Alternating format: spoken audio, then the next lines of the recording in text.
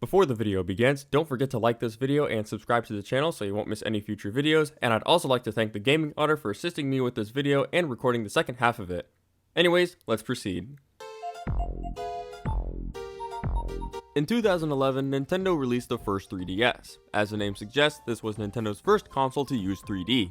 The same 3D that we at the time saw in new televisions and theaters. The design was very similar to previous DS systems, but a lot was changed.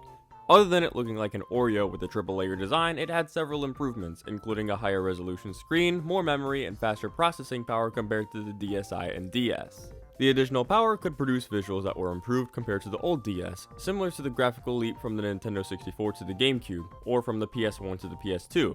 Several new features were added, including a new home screen, full downloadable games from the eShop, a proper friend system, Miiverse, 3D cameras, a circle pad, Street Pass, backwards compatibility with DS games, and a few other things. All that for just $249.99, which made it Nintendo's most expensive handheld at the time, so no wonder it didn't sell well at first. And this was the standard size 3DS, the same size of a DS Lite and a DSi system. Many users complained very quickly that it was uncomfortable, and the 3D effect caused headaches similar to Nintendo's Virtual Boy, which also sold horribly. Even 8 years later, when the Nintendo Switch Lite released, it sold for only $200, $50 cheaper than the 3DS back when it released. So it's no surprise that later on Nintendo chose to discount the system to $169.99. If only Nintendo back then saw the Nintendo we have today. Just kidding, there are reasons why the Switch 2 is priced so high right now, so yeah. The battery lasts between 3 to 5 hours during normal 3DS gameplay, and a little more if you're playing DS games or have the 3D disabled. Nowhere near as long as a DS Lite, but still pretty good battery life so far. It didn't fix the issue with the console not being comfortable to hold. That was until the 3DS XL was a huge improvement compared to the standard 3DS. Not only was it larger, more comfortable handheld with a larger screen, it also had better battery life, and also included was a 4GB SD card compared to the 2GB card on the standard 3DS, giving more room for digital downloads. It also had the same IR sensor from the standard 3DS, however the Circle Pad Pro from the old 3DS was not compatible until an XL size Circle Pad Pro released. All of this and you get a price tag of $200, $30 more than the 3DS. Definitely not for those budget players. That would come later when Nintendo released. In 2013, Nintendo released the 2DS. Not even sure if you can call this a DS because as it turns out on the inside it's just one giant screen that's split into two, released for $129.99. This was considered Nintendo's budget handheld at the time. It still played all 3DS games just fine, only without the 3D. It kept the same 3.5-inch screen from the standard 3DS, and they also got rid of the hinge so it looks like a doorstop. I guess that's one way to save money, but as a consequence it made it less portable and not easy to slide in your pocket. On the flip side, it's very comfortable to hold, especially for grown-ups with large hands.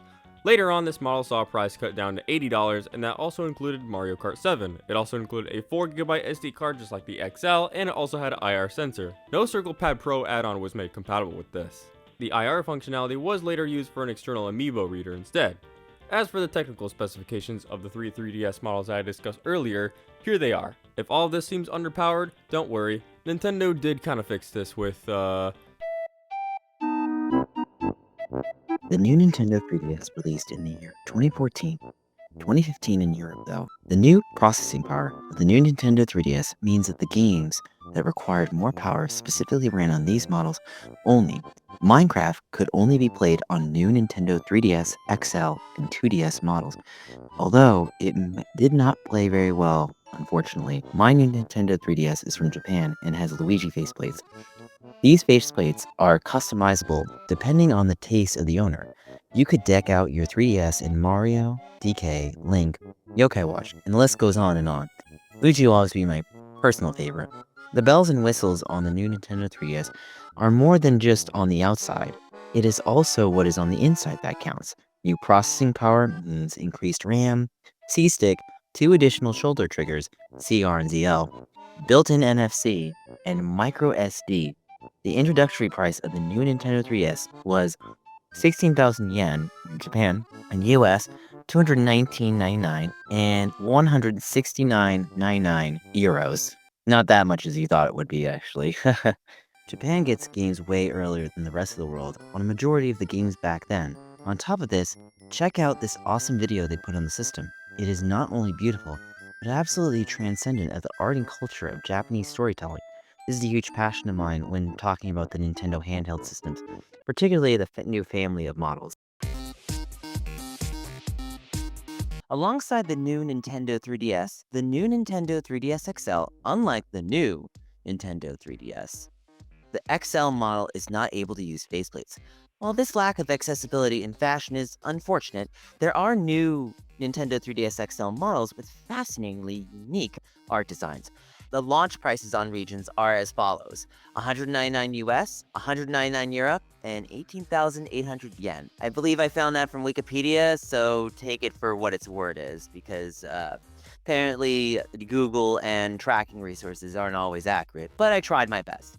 Some of the artsy models might run for more due to their limited releases, so keep this in mind. Nowadays, some of these models could be found around 600 at gaming conventions, so be very careful. The one more major problem with the XL size is the hinges, though. The hinges always have an aspect of wear and tear that could really brutally make or break a model. I do recommend being careful when adjusting the screens, but if you have better success, glad to know this model kept itself intact with you, the viewers, all these years.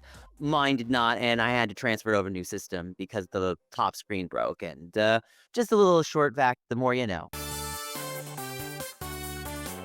In 2017, the last model of the Nintendo 3DS family came out as the new Nintendo 2DS XL. Personally, out of all the new models, this one is the best, especially what I think. Even though the Nintendo Switch was already released months before this model, it was still worth it. You have all the processing power, but just no 3D. Personally, I never really enjoyed the 3D, except for a bunch of select games. Another fascinating aspect is the model feels very Apple-inspired. A friend of mine that had a new iPhone, I suppose it is true what they say when tech companies all borrow from each other. Maybe that is just a secret between all companies. We will never know. Games that released alongside the new Nintendo 2DS XL were Hey You, Pikmin, and Miitopia. Metroid Samus Returns came out later, but even that looked amazing on the new Nintendo 2DS XL. I really like looking at how games translate onto a new model when Nintendo releases one. My brother and I would always do that with the original DS, and there's no exception when it comes to the new Nintendo 2DS XL. Sadly, all the Nintendo 3DS family of systems would become discontinued in 2020 of March, the same time as an unfortunate turn for the fate of the world. Luckily, we are all in a better position today. The Dreamers have came back to make the 3DS alive, even after all these years. At conventions, events such as meetups are held for Street Pass, and even yours truly held Street Pass Live 1, 2, and 3 at PAX West 2023, PAX East 2024, and PAX West 2024. Now back to Evan. Thank you so much for this collab opportunity. This concludes every 3DS explained in 8 minutes. Now my final question I'd like to give you is, which 3DS system did you grow up with? And if you had multiple, which one was your favorite? Let me know in the comments. Anyways, thank you so much for watching. Make sure to like this video and subscribe to the channel, and I'll see you guys later.